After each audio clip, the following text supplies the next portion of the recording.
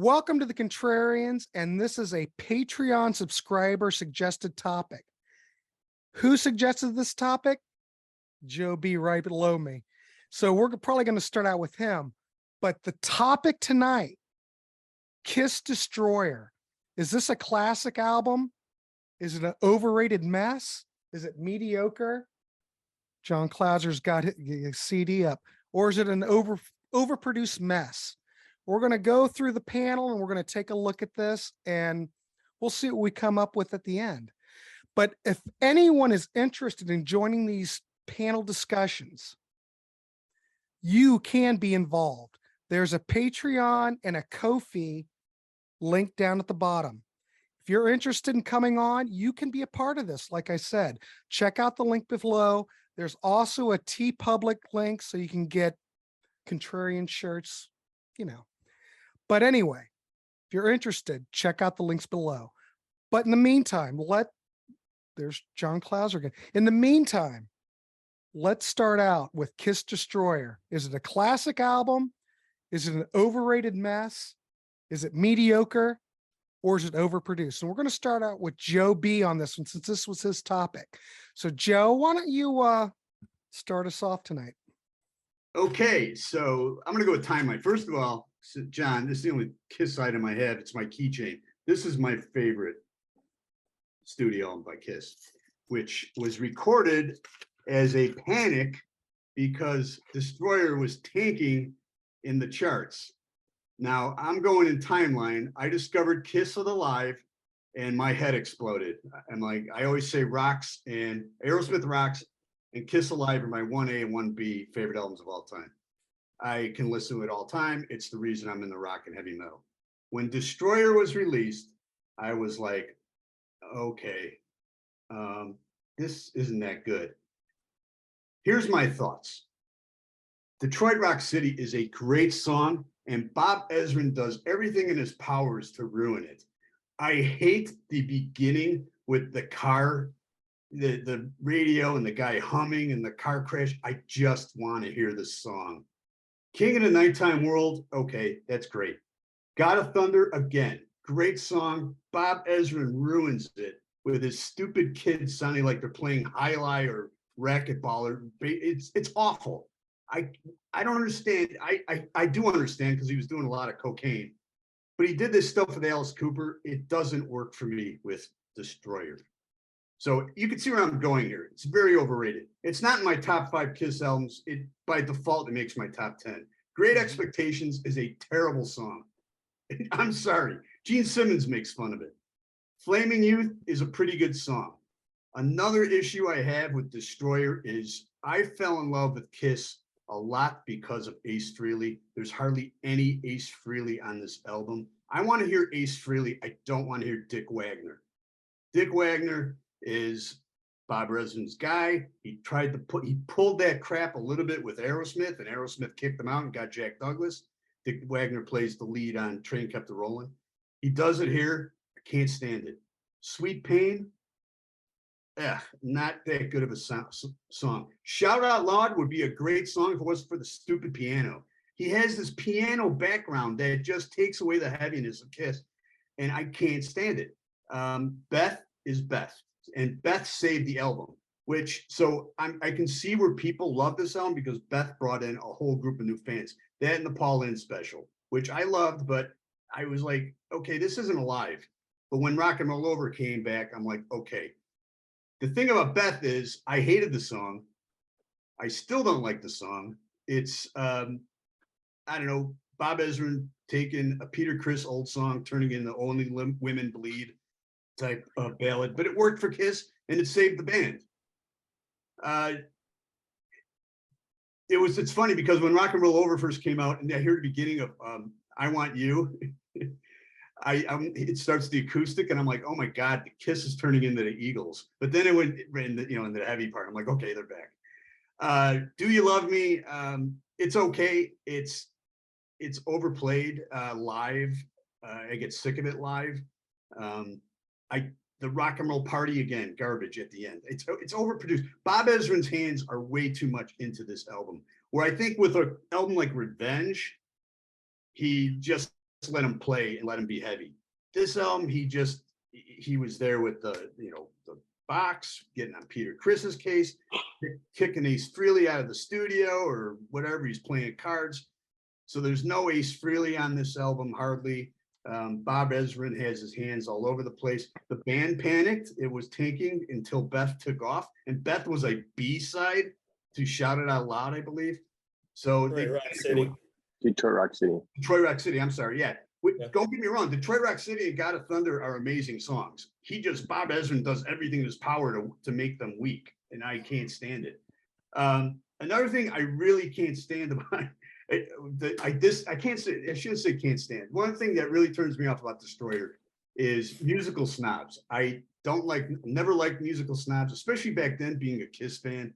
You would have all the Who guys and Led Zeppelin, and I love Led Zeppelin, don't get me wrong, but they thought they were better than you in school because you liked Kiss and they made fun of you, especially after, I Was Made for Loving You was released.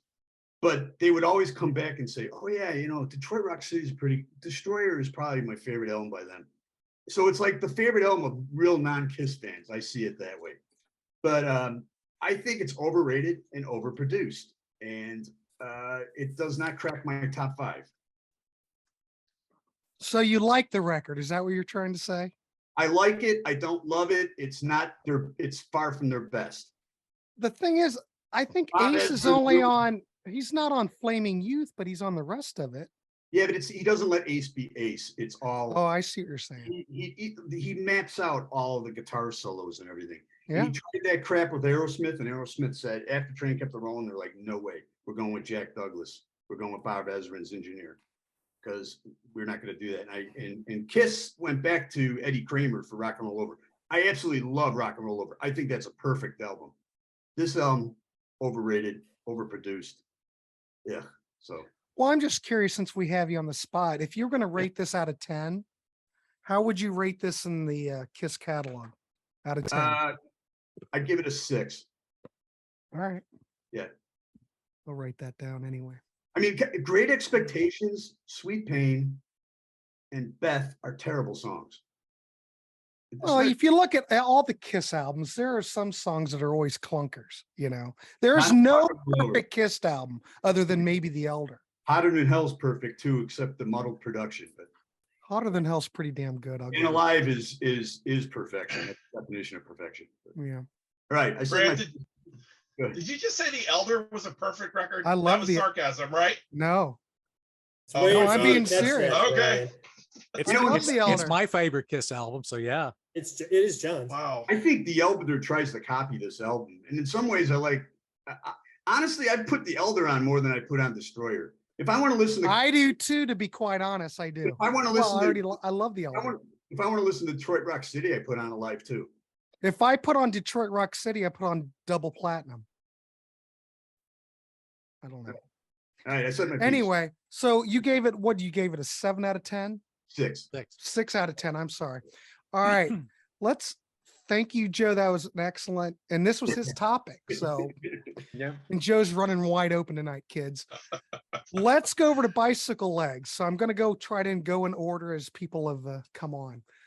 Bicycle Legs, what's your thoughts on Destroyer? Is it a classic album? Is it overrated?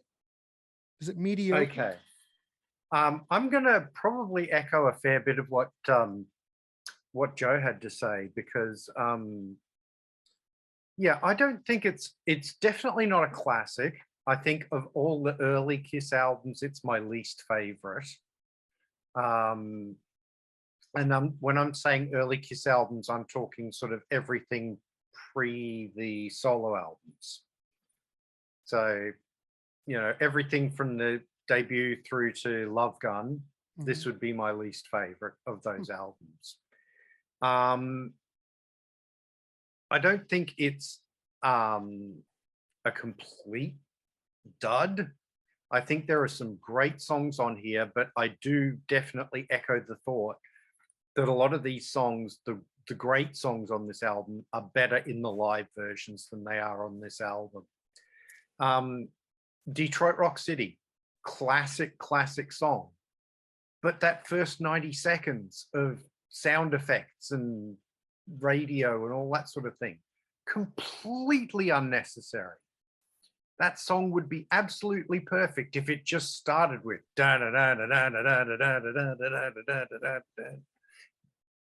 everything before that is just filler.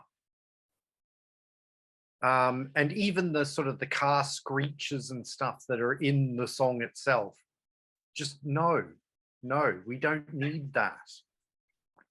The funny thing is the first 3 Kiss studio albums, very much underproduced, very kind of muddy and what have you. This album definitely overproduced. And I would definitely agree with Joe again. I think the first well-produced Kiss album, studio album, is Rock and Roll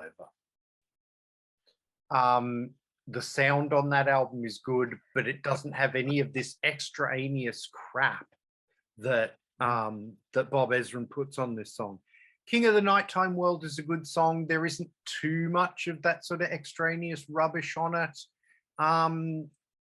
Although it's not a classic Kiss song, it's a good, fun song, I think.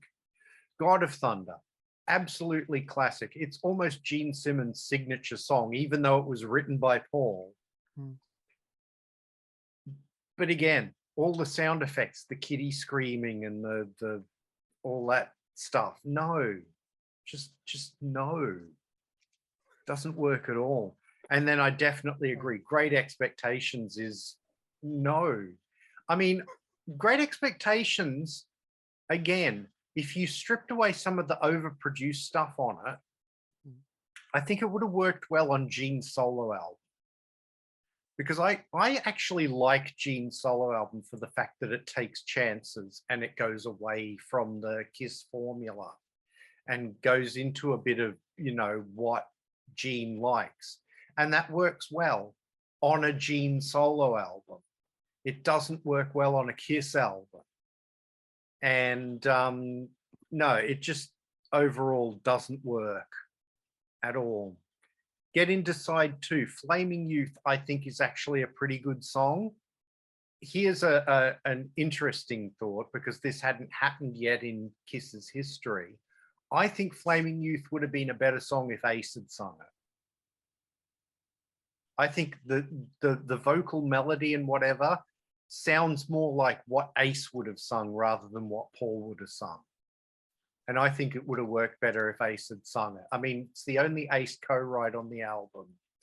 And, you know, it would be a couple more albums before Ace sort of plucked up the courage to do a lead vocal. But I would have loved to have heard a lead vocal, an Ace lead vocal on Flaming Youth. Sweet Pain, again, not a great song. Really, yeah.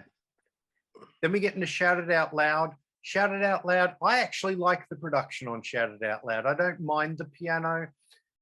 I think it's one of 2 songs that on this album where I think Bob Ezrin's production actually works.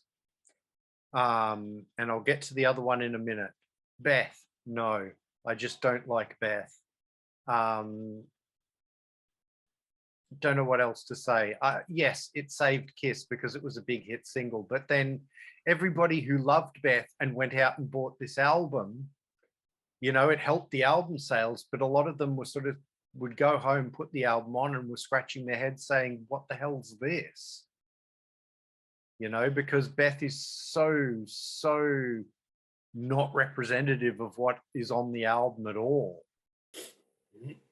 I mean, it's a Peter solo song. There's no other members of Kiss on this song at all. I'm pretty sure even that little acoustic guitar bit at the very end is played by Dick Wagner. So, yeah, it just doesn't. It's not a Kiss song. It's just not a Kiss song. And then the other song I think where the production does work is Do You Love Me? Classic song. Really, really like that song. Excellent album closer. Mine is a repress. It's like the second pressing. It's not the very first pressing, so it doesn't have the little instrumental at the end, unfortunately. But so overall, I definitely think it's overproduced. I definitely think it's a mess. I don't think it's a classic album at all. As I said, it's my least favorite of the sort of early Kiss period. but I don't think it's a complete disaster. I think it's still a listenable album. I think there's still good stuff on it. But of those albums, it's the one that I probably go to the least. And I will agree, Bob Ezrin does this sort of production on the Elder, but it suits the Elder material a lot more than it suits the Destroyer material. So, and then he does a much more straightforward production when he does Revenge, and that works really, really well. So yeah, that's my thoughts. So I'm going to say that you're going to say that the record is probably overrated. Would you say it's definitely overrated? But yes, you wouldn't it's say not, it's mediocre. I wouldn't go that far. I'd say it's good, not great. Overproduced, overrated. Yeah. Okay. And I I'd should have probably asked give it Joe a, the same thing because I asked him to rank it on, like from a top 10. I'm going to assume, Joe, that you're going to say it's overrated, mediocre, and overproduced. All three. Yeah. All three. Okay. Hat trick. Yes. Yeah. I'm catching up. I'm getting up with you guys. All right, Bicycle Legs. All right. That's a good review. I appreciate that. Well done, Bicycle Legs. Well done. Thank you. Peter Jones. Nice to Good see you evening, here Grant. today. How are you? No, nice to be here. Thank you. What is your take on Kiss Destroyer? Well, Oh boy. I got this the day it was released. Okay. I was waiting for it and grabbed it and took it home. And first of all, the cover was undeniably infectious. It's impossible to look at it and not look at that aspect of it and see it as one of the great album covers of all time. From their imagery and the background and the logo and everything, and even I'll get to Resurrected in a minute. I was all in and got it home, and of course you put on Detroit Rock City and you're waiting, and you're waiting, and you're waiting. But when it kicks in, I have to admit that I was kind of hooked in right off the shot. The sonics were strong. The drums were heavy. The guitars were thick. Paul's voice sounded amazing. It's a great riff. Had energy. Whether we want to believe or not believe how much Bob, told him what notes to play and everything else is a discussion for another day. But the end result is, I defy any band to find a more memorable guitar solo section that you not only can hum, but you just memorize almost the instant you hear it. That's good songwriting. And whether it came from Bob or whether it came from the Kiss camp itself, as a listener at 14 years old, I didn't care. It was really strong. Now, the car crash kind of puts it all in perspective. And you're like, oh, yeah, okay, now I get it. The guy was on his way to the thing, and okay, the lyrics said whatever, and he crashes. King of the Nighttime World is solid. I don't have any issue with that. Again, a lot of energy. Paul, again, sounds really strong. And we go to God of Thunder, and the initial response to it was, wow, this is Gene being about as evil as it gets, as you can in a rock band. I thought the kids thing at the time never really bothered me. It wasn't until Alive 2 came out, and first of all, it's a zillion times faster. And you can argue whether you liked it faster or slower, because now they've gone back to slower. So they've gone full circle with it. But it's heavy. Ace's solo on that is menacing. It's one of my favorite solos of his. It's short. There's not a lot of going on, but it's all about mood and attitude. And those string bends that are growling underneath, and that perfect Ace vibrato of his just worked. And I enjoyed it. Great Expectations. I didn't know what to think with that. So wasn't a fan. And you flip it over. Side 2 was equally as enjoyable for me. Flaming Youth has got great riffs in it. And I thought the band played well. I'm a huge fan of Sweet Pain. Now, if you take the backing vocals off, later, I don't need any of that really. But if you just focus just even on just the riff underneath the guitar solo, that is one great rocking section underneath the solo. It is heavy, and if they could have used that riff as a part of another song or something, that probably would have been better served. But I didn't have any issue with it. Again, the lyrics in the title with Gene's vocal on it worked for me. I didn't have a problem with it. Shout It Out Loud at the time stood out for its instant recognition and recognizability. It's easy to catch on to. It's very hooky.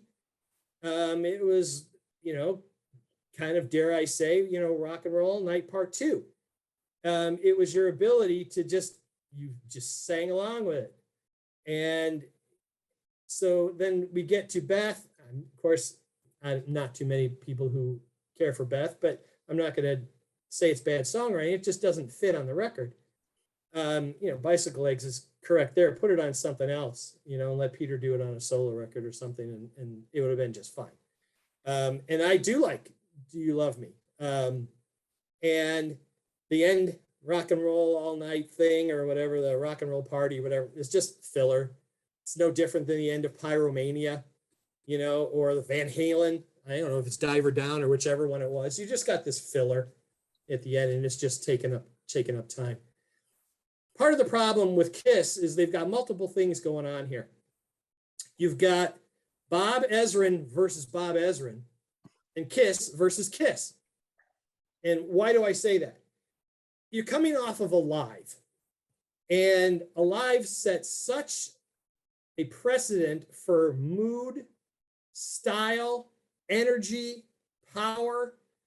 I don't know how you follow that with a studio record that is going to maintain or rise up to that level.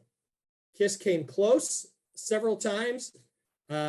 Just like Joe and Bicycle, Rock and Roll Over is my favorite Kiss record. But I've got Creatures third, second, Hotter Than Hell, Revenge, and I've got Destroyer fifth. Revenge came close. Hotter Than Hell, had it been maybe produced differently, or maybe it's the production that people love along with the compositions that are on it. But it's really hard to follow Kiss Alive. And the other problem I was saying is Bob versus Bob. He had a clear, established writing and management and production style with Alice. But they're such different bands. They are so different, the way they deliver things. What happened, and I would say that Alice and his crew are probably much more proficient songwriters than the guys in Kiss. They were able to weave in those things that Bob brought in and enhance the songs to a way that made them even more epic or entertaining. He used a lot of intro things. Used the dialogue in Black Widow, where it's just, all it is just talking about how the Black Widow is going to kill you. And then the song comes in and it's super heavy and you love it. But that he had already established that he had done that kind of thing. So he's just bringing to Kiss what he's always done. And, I think Kiss wanted him to bring in some of the other aspects. Does it sound better than their previous three? Yes. Are the songs better? That is an argument for days and days. Most would maybe say no. I prefer the songs from the first three records. So then we get to Resurrected, and this is the one that John was holding up, because I want to bring this up. Because when Bob had his way to go do with it what he wanted to do with it, there are some elements of it that I found were even more off the cliff. He brought in even more outside production things and enhanced them. And you thought the children were loud on the original. They're really loud on Resurrected. But the drums are substantially heavier. the guitars are thicker, and the songs have a much stronger impact. I always thought Destroyer, along with Rock and Roll Over and Love Gun, as a whole, were pretty thin sounding. Not a lot of low end on these. The drums were not that great. And I was always re-EQing them to try and get a little better bottom end and a little more oomph to them. Resurrected did that for me. And most of the time now, if I'm going to the Destroyer stuff, I'm going to Resurrected, not the original. So to wrap it in a nutshell, I think Destroyer is an overproduced, overrated masterpiece. And you're like, how in the world can that be? How can that be true? It's not mediocre. I don't think anybody could suggest that it's mediocre. I mean, that's personal taste. I'll take that back. But there's so much great stuff on it. Is it overproduced? Yes, especially in contrast to Kiss catalog. It's way overproduced. To something else, maybe not so much. Is it overproduced compared to The Wall? Maybe not. Is it overproduced to Killers or $1 Billion Babies or Schools Out? Maybe not. But at the time it was confusing. We weren't really sure where they were going, but we were buying the hype. I know I'm speaking for me. I was into the album, but it wasn't long. And you're exactly right, Joe. All of a sudden, it wasn't barely 6 months at the most. All of a sudden, there's Rock and Roll Over, and we had just gone to the next record. And that one did have more accessible songs. They were heavier. They were without all the frills and the whistles and all the things that Bob brought to the mix. But I do think it is, as a standalone record, it's exceptionally well done. And so I think in their catalog, it is that one kind of artsy, overly creative, it fits in, but it doesn't fit in masterpiece that I think is essential to the catalog. And the songs obviously have stood the test of time, and most of those I don't ever need to hear again, especially live. Oh my God, please. I one more shout it out loud and I'll just end it right there. But as a standalone, I think it's an overrated, overproduced masterpiece. You know, Bicycle Legs and Peter, you bring up a good point. I just wanted to throw this out there. If Beth was not on the album, does Kiss become a Foghat with makeup or a Peter Frampton with makeup? We probably wouldn't be having this conversation. Right. No, that totally changed everything for them. I agree. The album had dropped to 192 less than 2 months after its release and was dying a quick death. Also, it wasn't unusual for Kiss's camp to pop out 2 records in a year. Right. I mean, look at the output that they had done from 75 to 78. They just, every 6 months, pow, stamp out another one, go. And it allowed them to change costumes, change merchandising, put a new stage together, all those things that go along with it that maybe from their standpoint was a stroke of genius. Because look, just the 2 album covers are so different. Ken Kelly's original cover, I prefer the cover to Resurrected because I like the Alive costumes better. I've always thought those were always my favorite of their era. So I enjoyed that cover better once I saw it. But when you were 14 and saw Gene's dragon boots and everything else, you'd be hard pressed to say you weren't all in, because it was pretty damn cool. So you're going to say, do you think it's overproduced? Is it a classic album? Yes. Okay. Yeah. Overproduced classic album. Yeah, it's an overproduced masterpiece. Does that mean? Go ahead. No, go ahead. I mean, does that mean it ranks as their highest or best album or anything? Not in my catalog, but as it sits for what it was at the time, and as an overall from song 1 to end of side 2, it's cohesive. It all matches. Everything blends together. There's a clear unity that goes through that whole record. And there are days I'm in the mood. I pop Resurrected on and give it a good amount of juice and just enjoy it. But it's not the go-to. And that go-to pretty much ended as soon as Rock and Roll Over came out. Well, I just remember being in that same era when it came out. So my buddies, we got the record and we played it and all that. And the thing is, the first thought that I had in my mind is that finally they produced a record that sounded good. Yes. The drums sounded great finally. The production was great. We did not detect anything that we heard on Destroyer that we went, oh God, this is horrible. We just accepted it like another Kiss album, only, oh my God, they're getting their shit together to some degree. Certainly at 14. Right. We didn't detect anything unusual. And when all of us are watching them with their fake non-real speakers and the lip syncing and everything they did on Paul Lynde, we bought into that too. We had no idea they were lip syncing. We were good. Like, this is the coolest freaking thing I've ever seen in my life. And of course, when we're kids, I'm not paying attention to the charts. I don't know if Destroyer's falling off the charts or anything. It's just another Kiss album. And then when Rock and Roll Over came out, we were on board with that. And we didn't even think anything about it.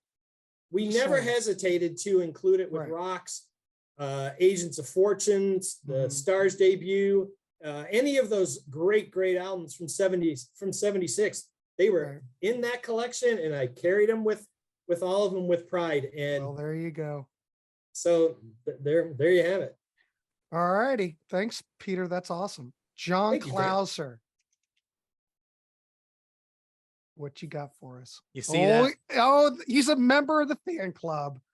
I forget. And that's your original one, right? This is my original one. That's this right. isn't the one that you get in the one you get in the Destroyer box that's is a business card size. This is a little bigger. Yeah. Yeah. Now, everyone, we have to be careful because John is an official member of the fan club, as you can see. So let's all I haven't been a part of the I haven't been getting the newsletters. You don't have to explain yourself. I still got this. Okay. So right. What does this? No, please. Okay. I have a hard time saying this is overproduced. Is it a masterpiece? Is it a dud? Is it overrated? Is it mediocre? There's only one word I can call this album. My childhood. Because I was maybe 7 when my older brother brought this, not this, I don't have the original album anymore, but when he brought this home for me, and I was just starting to get into Kiss. I was loving Dressed to Kill because that was all I heard at the time. And I was all in. So yeah, when I first started listening to this, and I thought, okay, this is 7 years old. What the heck? I didn't know anything about producing and stuff like that. That intro sucked me in, with the whole. And in Detroit, Pontiac Mission youth was reported dead at the scene of a head-on collision on Grand Avenue this morning.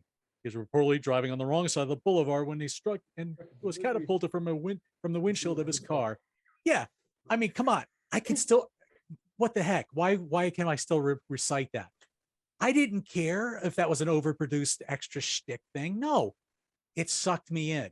And then that song just kicked in, and I was like, yes, I love Detroit Rock City. And then you get the crash at the end, and then of course you go into King of the Nighttime World. Great track.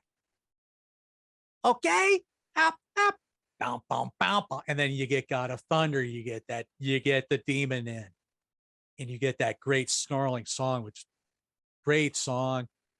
You guys have said everything you have to say about it, but yeah, okay. I have a hard time actually hearing the song without the kids on it anymore. To be truthful with you, when I listened to it on double platinum, I had to skip it because it drove me nuts that the kids weren't on it.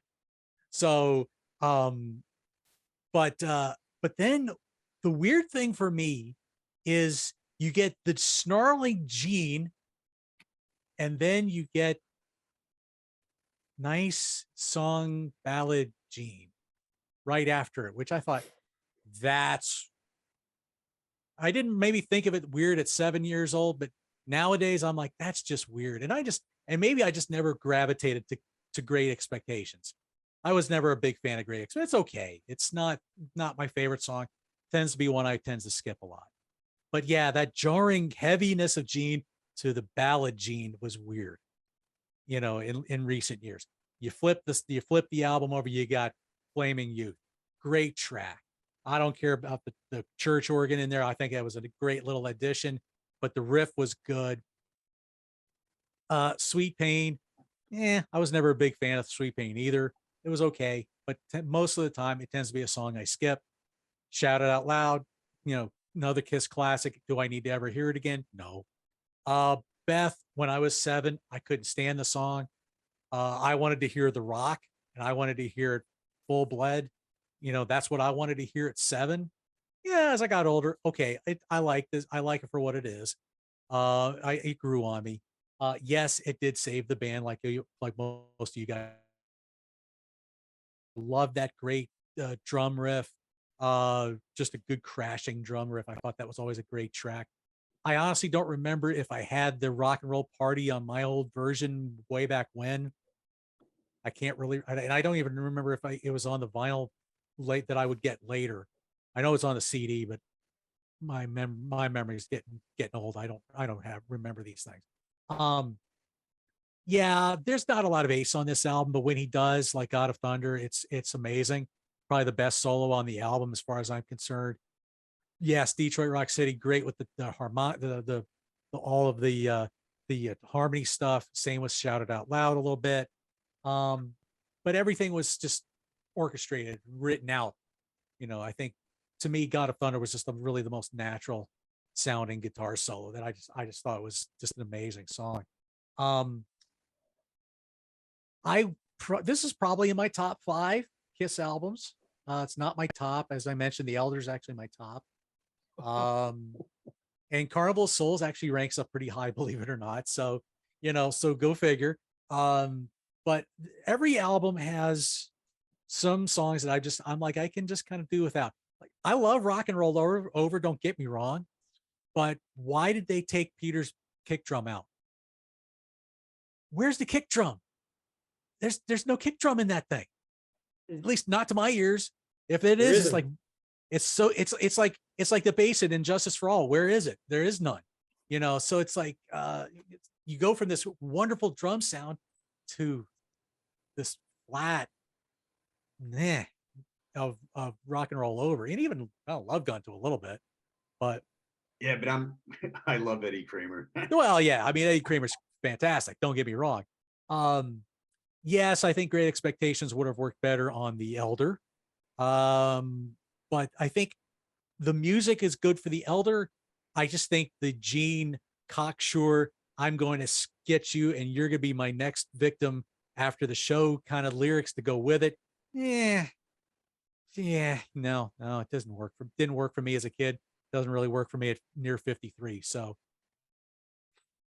all I could, how would I call it? I don't know if I would go as far as saying a masterpiece, but I just call it my childhood. So I'm just going to say that. Well, John, you did buy the box set.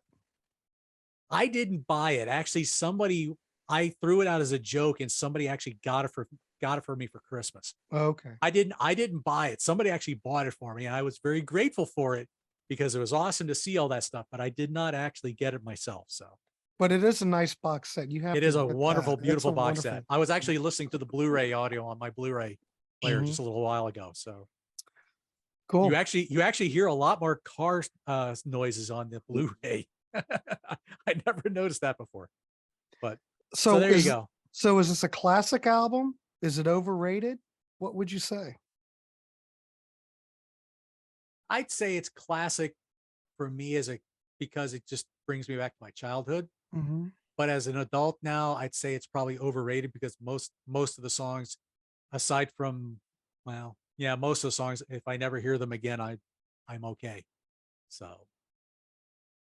I would almost I would actually love to see a Kiss set without anything from the Destroyer set because I just love to hear the.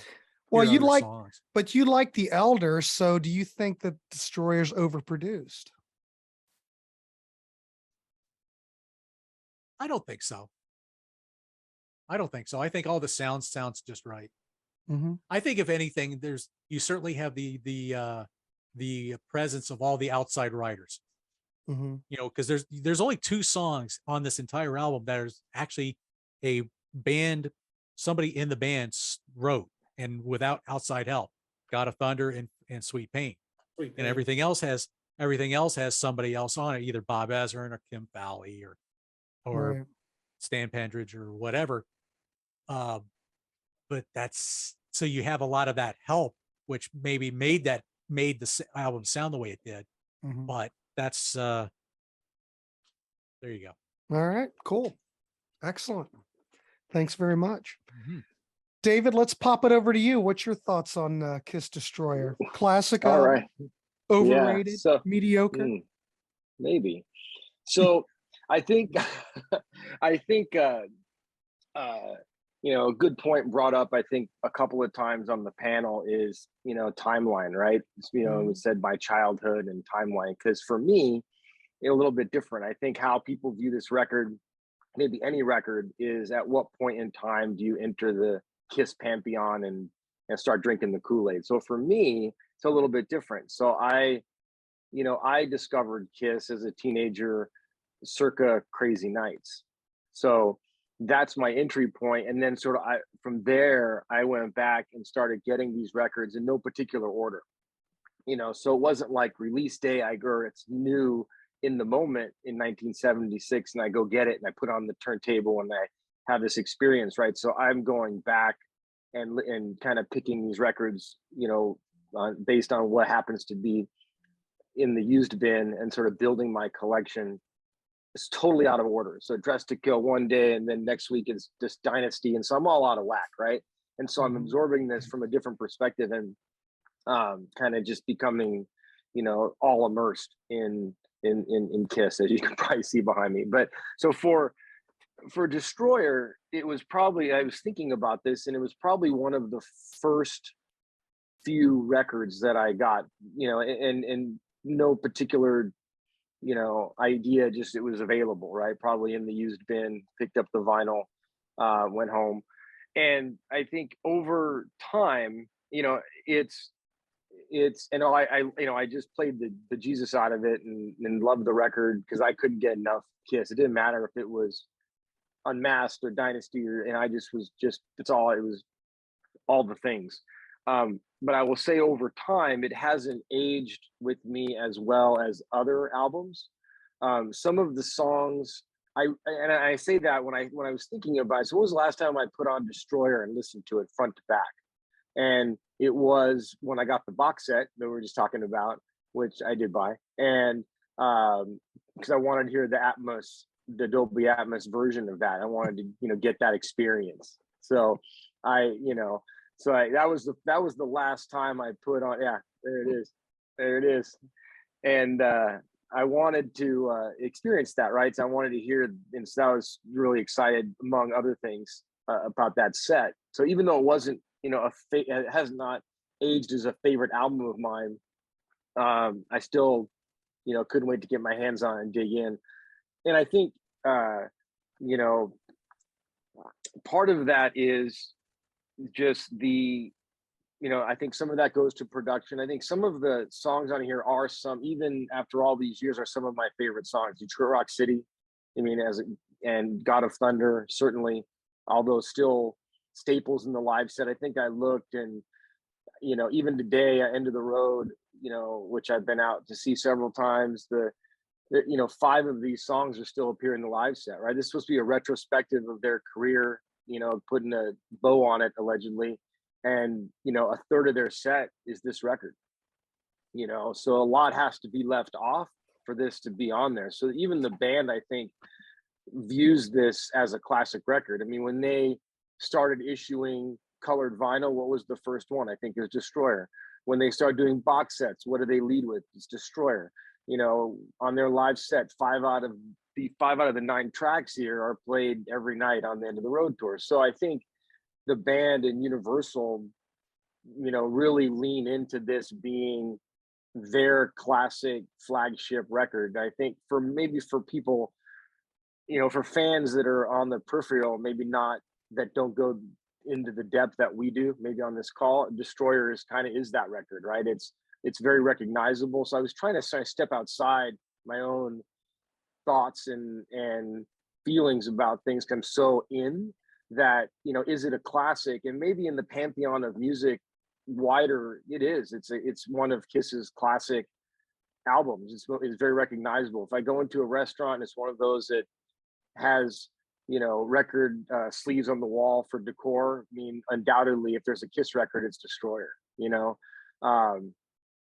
Just for, you know, the casual folks, so they can recognize Destroyer versus other Kiss records, perhaps. So for me, you know, it's difficult to, and for me, is it classic? You know, to answer the question, to say, you know, in general, in music, is it classic? Probably yes. Is it overproduced? In my view, yes. I you know, I certainly prefer the production of, as many people have said, of like a Rock and Roll Over or a Revenge or a Creatures of the Night. I mean, those records I'll put on and go front to back, you know, on a pretty regular basis. I'll even dial up The Elder sometimes, because I like The Elder, you know. And so, but for Destroyer, I just rarely go front to back on it. You know, I think, like some other folks have said, if I want to hear Detroit Rock City, I'll probably pick it up on a live record or one of, you know, something else that has it, or, you know, God of Thunder. And some of those songs just, maybe they're just tired for me. Like, you know, I like Do You Love Me? I like Beth. I like Shout Out Loud. But again, could I do without hearing them? Because every time I go see them live, I know I'm going to hear them again. And then just, if the radio or satellite radio, if a Kiss song comes on, undoubtedly it's going to be maybe something from Destroyer, if not Rock and Roll Night, right?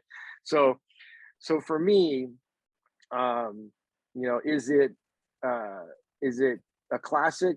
I'd probably lean, maybe not for me personally, but maybe yes. In general, it's a classic record in music history, you know, and just you know, wider, you know.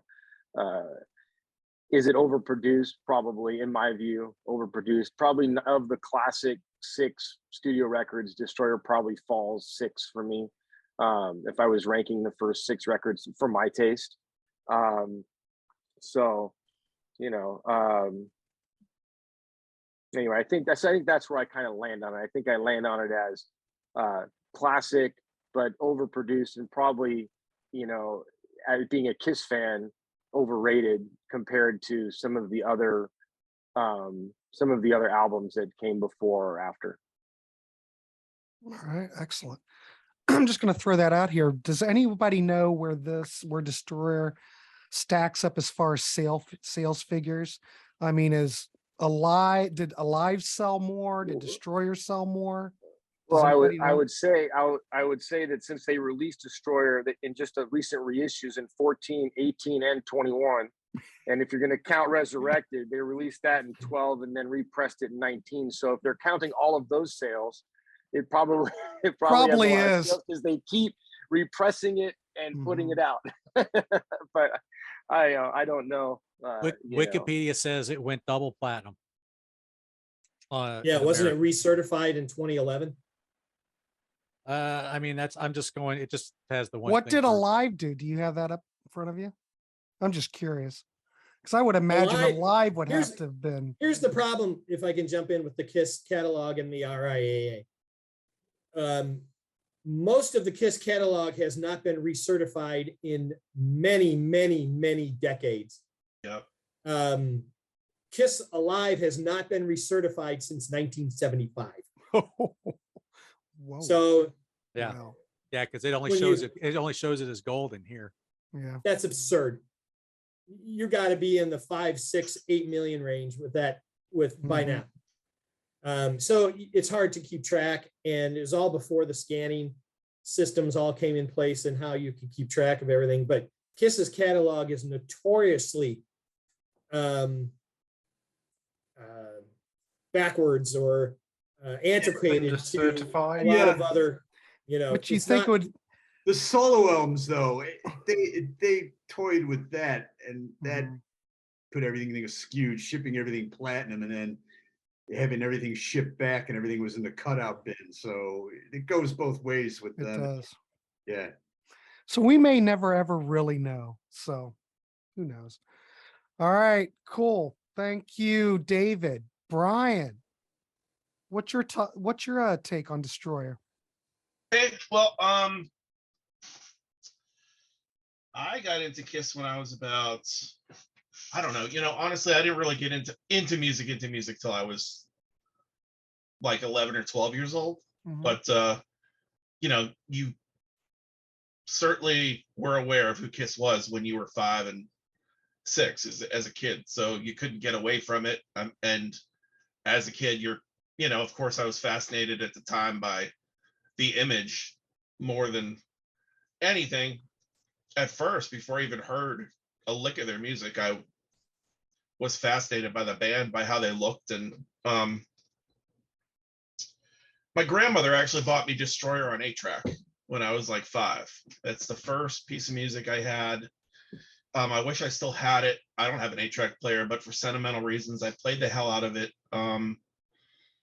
But again, to me at the time, it wasn't like, I wasn't coming off of Kiss Alive and the first 3 records. I was just a kid that thought they were cool. And my grandmother got me this 8-track, and my buddy a couple doors down had Rock and Roll Over, and we used to stand in front of his stereo and listen I Want You and laugh every time that Paul hit the stutter on it. And I mean, so I always liked the songs on it as a kid, but it's when I got back into music around, I don't know, I guess around 81, 82 is when I really started getting into it. Creatures was one of the big ones that brought me back in. But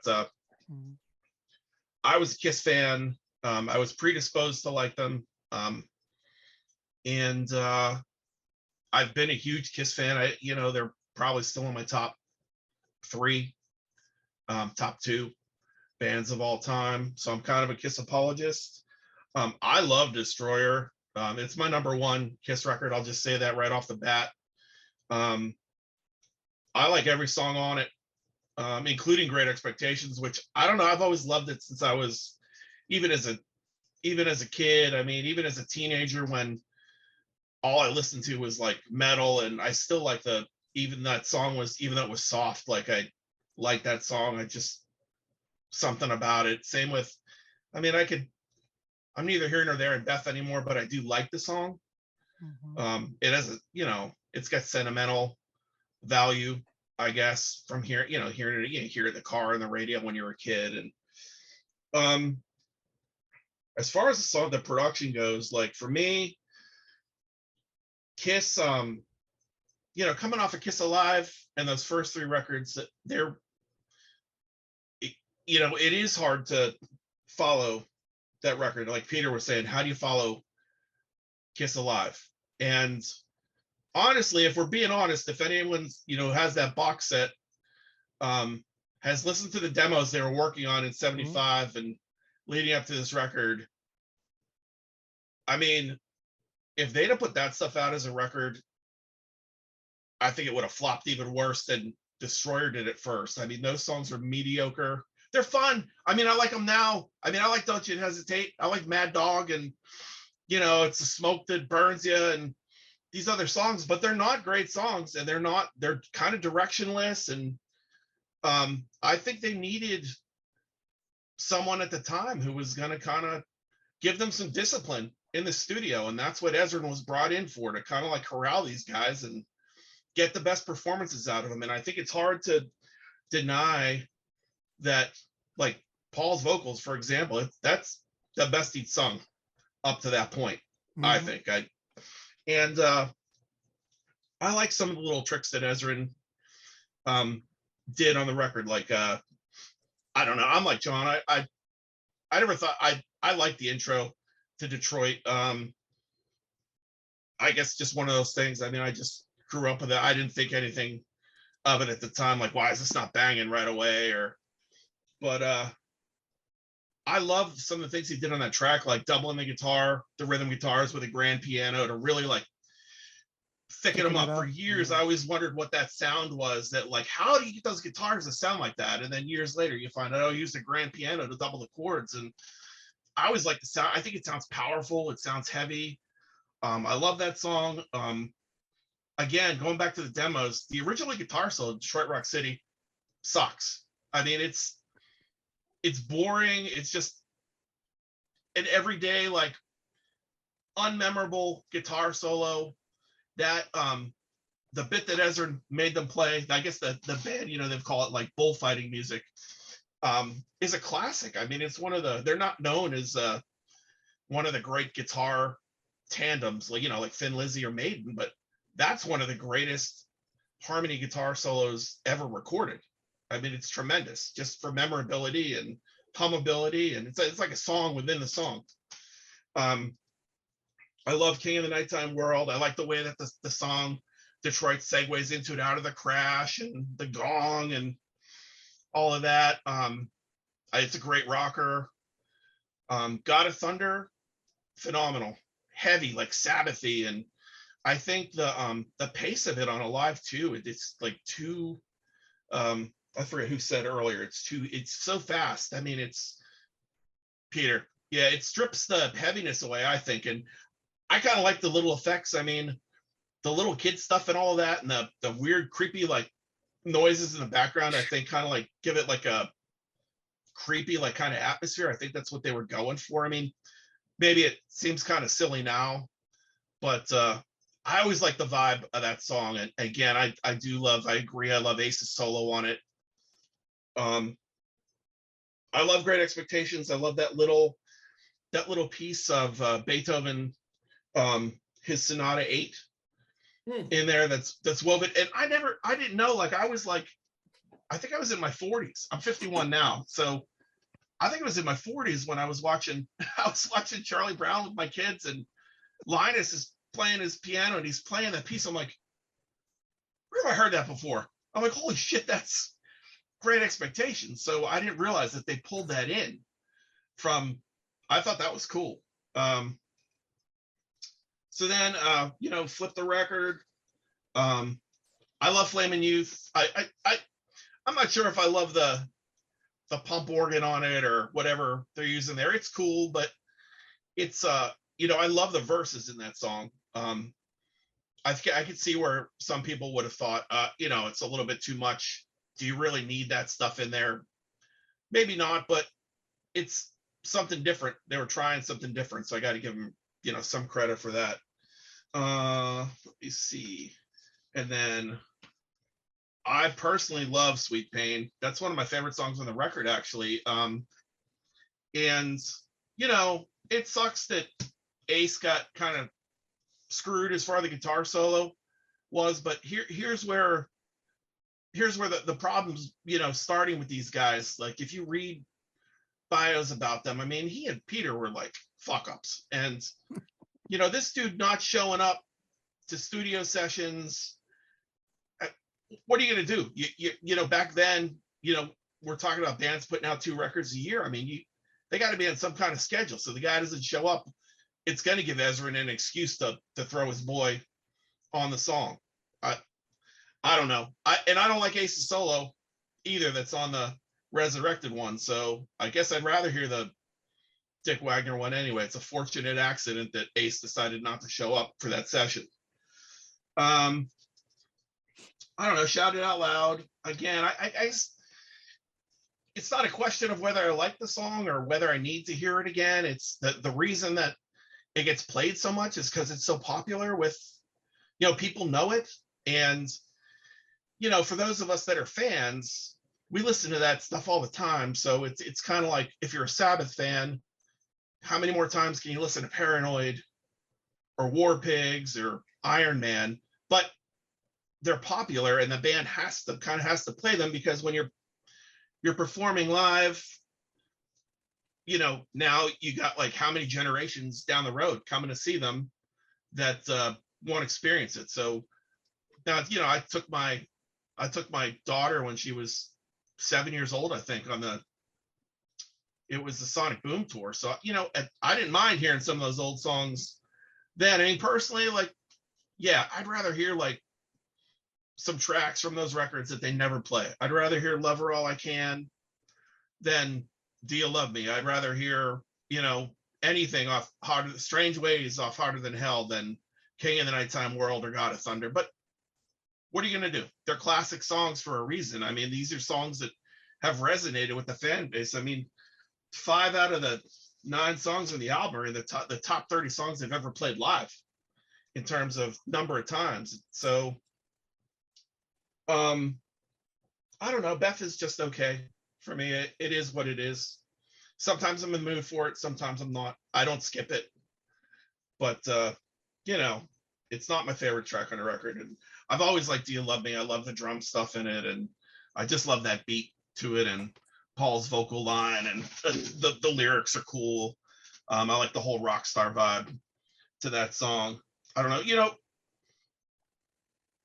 overall, I like the production of the record. I like the way it sounds. And again, like for me, I just think it was a smart move for them. Although, you know, sales didn't indicate this at first, but over time, you know, the record is pretty much universally acclaimed by, you know, or I shouldn't say universally, but it's, you know, there's a wide margin of people that cite the record as their favorite, if not one of their favorites. And the reason it stood the test of time is because the songs are great and because the album's great and it is a classic, like with a K.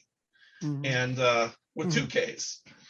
And I just think, you know, I love all those initial records, but the first 3 sound like shit, and all that stuff on the first 3 sounds better on a live. And you know, I do like that they went back to, you know, they went for a more straight ahead thing then with Rock and Roll Over and Love Gun. That's cool.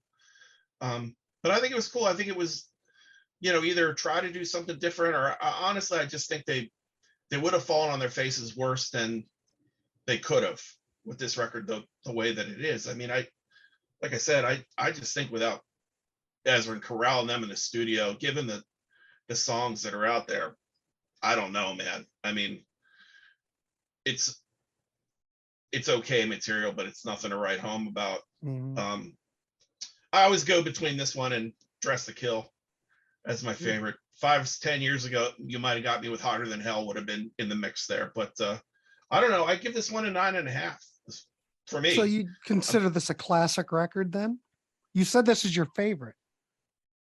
Yeah, I mean, I think it is a classic record. I mean, it's Mhm. among, you know, the most recognizable of their records. It's hard to, if you put a book together of classic 70s hard rock records, I mean, it would have its own chapter in there along with Rocks. Yeah. And I think it's more well known than, I mean, other than the first one, it's more well known, like song-wise, song for song, than anything from it's more represented in their live sets over the years than, it's the one that it like kind of like, you know, it's like a grower of a record. Like it started out, you know, in one place and ended up totally revered down the road. It's kind of had like a life, like Creatures of the Night has had a, not entirely similar because it's not to the stratosphere, but I mean, that's a record that came out and flopped. And over time, like in the 80s, they played so much from it, and it just grew, you know, fans grew to love it. So Destroyers, I know the initial fan base could not, you know, a lot of them didn't like the record. I mean, if you came off of Kiss Alive and wanted that, you know, that the heavier side of the band, and they came out with that, I could see where you would maybe not care as much for it. I mean, it's kind of like when Angel transitioned from the first 2 records to, you know, On Earth as It Is in Heaven and White Hot, or, you know, they kind of get softer and, you know, it kind of loses some people. Less prog, that's for sure. Yeah, but I mean, I just always liked Destroyer a lot. I still do. I don't care for Resurrected as much, but I think there's some cool things on there that they did. But I got the box set back there. Wife got it for me for Christmas last year. It'll always be one of my favorite albums of the time period. And so, yeah, I mean, number 1 Kiss album for me, 9.5 out of 10, if not a 10, depending on the day. If I'm feeling generous towards Beth. See, So. I don't skip over Beth when I listen to it either. I don't, like I said, when this came out, we got it as kids and we thought it was a major leap forward. When Rock and Roll Over came out, we were going, uh-oh, what happened? They're going backwards. Though we liked Rock and Roll Over, but we were kind of confused why they did such a major leap forward and then they're backpedaling. And like I said, we were kids and we didn't get it. We liked all of it, But when Destroyer came out, we just thought it sounded great. We liked the songs. We didn't really question it. Not me. Well, I think Well, there's I know several Joe's things- different, but Yeah, because I'm I just got in there saying. live. It is, Brian, all you guys brought up some great points. It's where you Right. jump in as a Kiss fan. It's the hardcore Kiss fan. Now, Brian, I respect your opinion because you're a hardcore fan. The thing that always bothered me about a Destroyer is the non-fans or the people that made fun of Kiss always cite this as the album they would listen to. That bothers me as a Kiss fan. But we can go into the Kiss fan base because that's the angriest fan base out there. right. But I see a lot of that actually with the Elder too now. That's one of the I've seen people that hate Kiss like I mean love the Elder. Like they're always like, I don't like that it's a weird thing for me to see the Elder. Like I love the Elder, Well, I but think it's weird for me to see that now. That I the way think it's they- thrown on. I think the Elder's gotten a lot more love as time has progressed. I think. Go ahead, Peter. I'm going to suggest something, and we'll see if you agree or disagree, panel. Destroyer is important for a number of other reasons. Rock and Roll Over isn't Rock and Roll Over if they hadn't had their experience with Bob doing the Destroyer. And what it does is it dovetails from what Brian was saying, because I believe wholeheartedly with him that if Kiss had been left to their own vices, the next studio album, Past Alive, would have been a mess and could have been real problematic for him career-wise. The experience with Bob taught them some things that they didn't know, but it also showed them some things they shouldn't do. And it kind of manifested itself in a more superior Kiss only album in Rock and Roll Over than it would have been had they not done Destroyer. I don't think Rock and Roll Over would have been as good, either from a songwriting and a playing standpoint. We can talk about production, but they picked the things from Bob that they learned, and they moved those things over to what they were doing in Rock and Roll Over, and also to Love Gun. And so I think also from that standpoint, you have to have Destroyer in there, or that arc up through Alive doesn't look the same. And I don't think Rock and Roll Over exists in the way it is without having gone through it. I think you make an excellent point. I think on Destroyer, as you said, they learned what to do and also what not to do, and took that into Rock and Roll Over. But they also got Eddie Kramer, who was like the second, like Ezrin's a good producer. He may have overproduced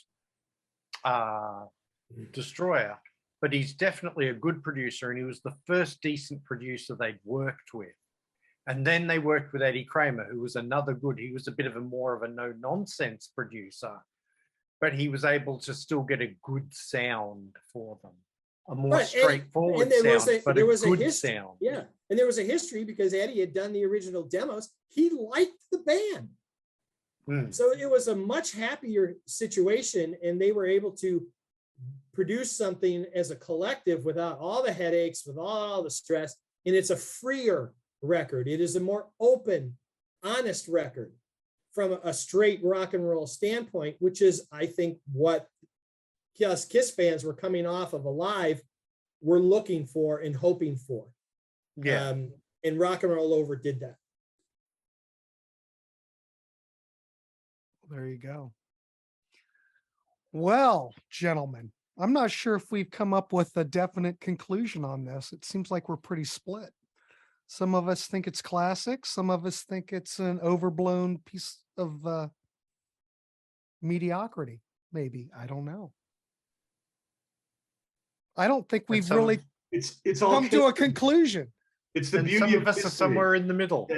Yeah. So what I recommend for anyone watching this video, please make a comment, like, subscribe, make a comment down here and tell us what you think.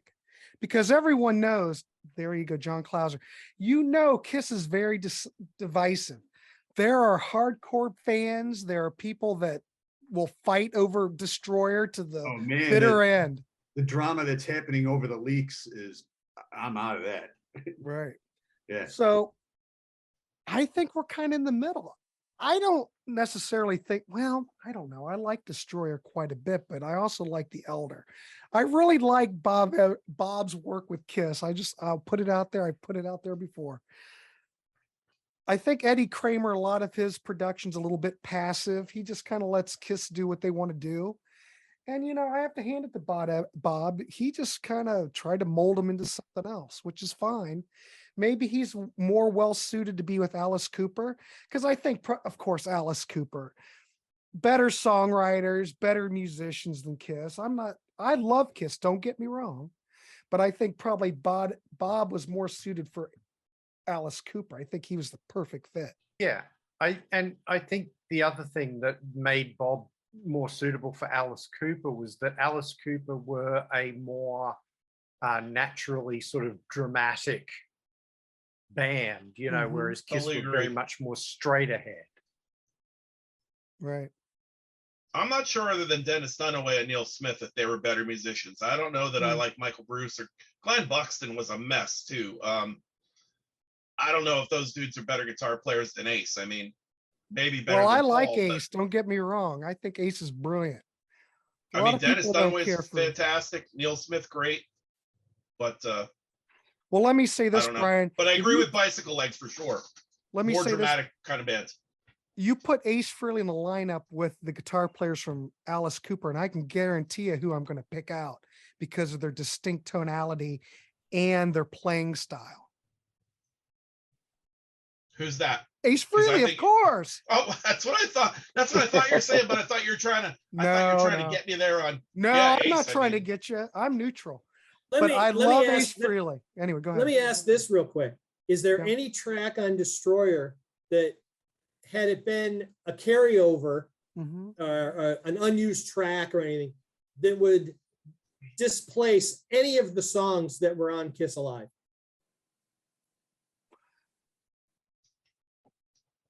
The answer for me is no. Yeah, I don't think so. I can't. Do you think mean? of Do you any. think any of those songs are better than stuff from the first? It's not better or worse. I'm just saying from an impact standpoint, how I related to them. Mm-hmm. I don't think there is anything on Destroyer that I would have put on and replaced what was on Alive. I would have replaced half of Alive with Detroit Rock City. I mean, it's better than Firehouse to me. I mean, I love. Don't get me wrong. Again, I'm a Kiss apologist. I love all those songs. It's like, Mhm. but I like it better than Nothing to Lose. I like it better than Rock Bottom. That's one of those ones that's like a head scratcher for why they played that so many years live. Well, again, and this is where we go back that the timeline is absolutely essential. Mm. Because I came in Yeah. in 74. I came in 74. And Right. I couldn't imagine, as much as I love Destroyer, replacing remotely anything on Alive for any of those tracks. It's just a hypothetical question. Right. But Yeah. since it was one right after another, would any of those songs, well, we've heard them live, obviously, since the Destroyer tour, but they didn't ever seem to have the same kind of impact as the songs did on Alive, in my opinion. And that's why Alive will always be the pinnacle for me, that nothing will come close to it. But maybe it's a rhetorical question, but I was just, because sometimes there's bands that the material comes out after a live album or a period, you go, oh, this is, because there was stuff that Rush did that maybe I would take off All the World's a Stage, maybe reluctantly, and put in the mix, but now I'm in the weeds. It's okay. I get what you're saying. All right. Well, boys, we should wrap this dog up. I think we're kind of in the middle. I think it's up to the people that leave comments below. I love Destroyer. I love a lot of this stuff, and John and Brian. I'm gonna put it as me personally. I think it's a classic Kiss album because when I was a kid, we still thought that was the best record, even after Rock and Roll Over Love Gun. We still thought Destroyer was the best record. I don't know. But I want to hear what you have to say. So please like, subscribe. And like I said before, if you like these discussions, go down below. There's the Patreon. There's a Ko-fi link. If you want to get involved in these conversations, please check that out. You could be on here and you could rap with us. So anyway, on behalf of the panel and myself, I want to wish everyone a good night. I want to thank everybody for coming on. What a great discussion. I don't know, we might have set the internet on fire. We will see. So I want to wish everybody a good night, and I appreciate you coming in.